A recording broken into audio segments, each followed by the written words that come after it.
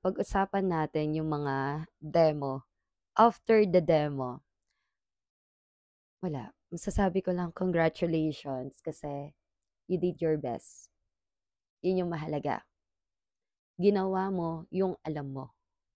Ginawa mo yung best mo.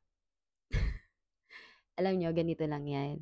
Especially tayo, lalo na yung mga nasa pre-service, yung mga practice teaching, mga fourth year, mga mag-graduate, mga graduating. Kahit sa mga bagong teacher na kagaya ko, kahit mga matatagal ng teacher, alam nyo ba,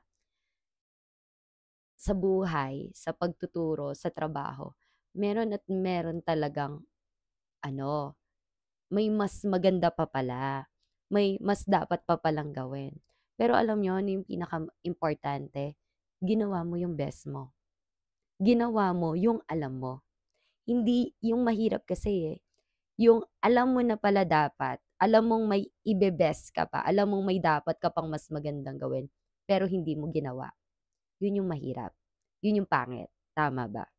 Kasi alam mo, napansin ko ngayon, alam nyo ba yung lesson plan ko? Ang daming nag-edit. I mean, hindi totally nag-edit. Ang daming suggestion. Iba-ibang tao. Alam nyo, galing siya sa master teacher, head teacher, master teacher, and 3 years teachers. 3 years ng teacher. So, yung mga pinagtanungan ko ng lesson plan ko, talagang magagaling na. Talagang magagaling, I mean. Pero alam nyo ba, sa bawat may titingin ng lesson plan ko, may ibang suggestion, may iba pang mas gusto, ay, mas okay to. Dapat ganito. Parang siguro mas okay yung ganito. What I mean, kasi iba-iba tayo ng pagkatao, iba-iba tayo ng perception, iba-iba tayo na paano tayo magturo. Pero alam mo, kanino pa rin? Sino pa rin ang ano? Alam mo sa sarili mo, kung ginawa mo yung best mo, ginawa mo yung alam mo. Ganito yan. Bakit ko ito yung nasabi? Hindi mo naman kasi alam kung ano pa yung sasabihin nung nag-observe sa'yo. Tama? Ang sinasabi lang nila nun, suggestion. Hindi ka mali. Dala mo yan, hindi ka mali. Kundi nagbibigay lang sila ng suggestion sa'yo na mas maganda itong way na ito. Nyo bakit ko ginagawa tong video na ito? Sinasabi ko lang din sa sarili ko. Alam mo yung minsan feeling mo, parang mali yung ginawa ko, yung ganyan. Hindi. Mas may nakikita silang mas maganda pang paraan para sa inyo. Saan kaya pinupunto ng bidyong ito? Wala, gusto ko lang ng kausap. Charis. Tsaka ganito talaga yung ano, lagi tayong maging open-minded ka ba? Charis. Hindi, kailangan talaga lagi tayong willing to learn, na lagi tayong open sa mga suggestions, sa mga feedback. Kasi kahit feel natin, best na yung alam natin, meron pa palang mas maganda. Meron pa pala silang mas magandang idea. Even parang feel natin, yun best na natin yun. That maging open tayo sa mga ganon. Wag na kayong magkaroon ng regrets. Pag nagawa nyo na yon, nagawa nyo na yon. Not regret, dapat reflect. Okay, siguro, dapat pala mas maganda yun. Wag na nating pagsisihan. Wag na tayo magsisi kasi tapos na.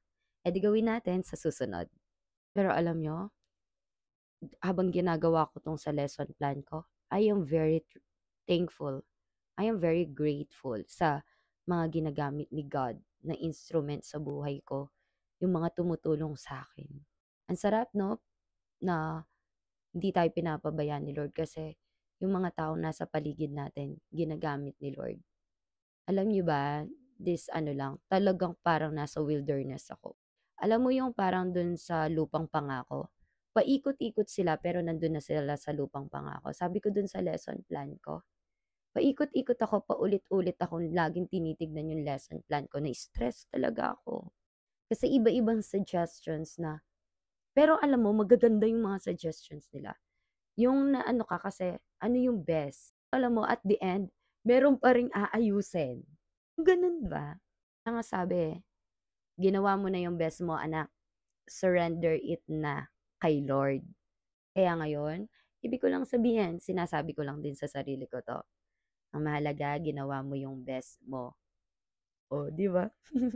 Gawin mo yung nararapat and maging open tayo kung ano man yung sasabihin, ano man yung ituturo, Kasi gano'n talaga yung life. Hindi yung agad na parang iniisip natin perfect ang sasabihin sa atin, very good, magaling. Hindi, 'di gano'n, eh. Meron at merong sasabihin at merong ang tao, which kailangan maging thankful tayo kasi mas nagkakaroon pa tayo ng ideas na magagamit natin sa pagtuturo. Congratulations, Sir Vincent! By the way, kapatid ko po 'yan.